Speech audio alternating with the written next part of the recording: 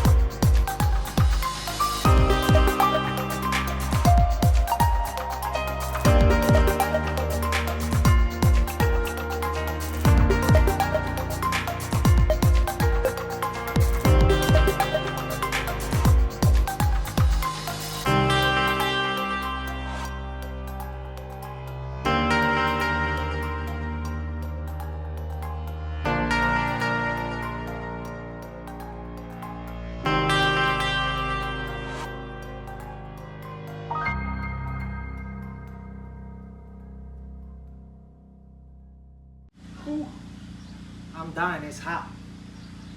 Finally, we get a nice hot day. As y'all can see, it was a fairly easy install. All it takes is about 15, maybe 20 minutes per side. I took my time, took one bolt out at a time, swapped them out, torqued them out. It's simple.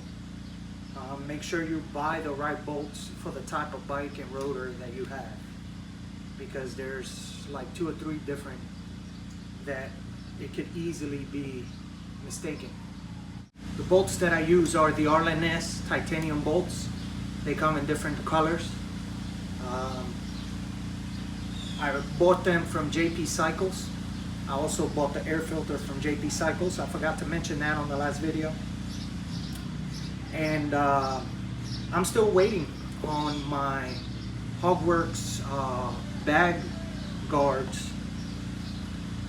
They're still on back order. They said they should come in anytime now. I'm still waiting on that. So hopefully they come soon, because that will pretty much wrap everything up with what I wanted to do with the bike. Like, comment, subscribe, share it with your friends, family, and send us a message if you have any questions, or if you like our videos or you don't. So stay tuned. Thanks for watching.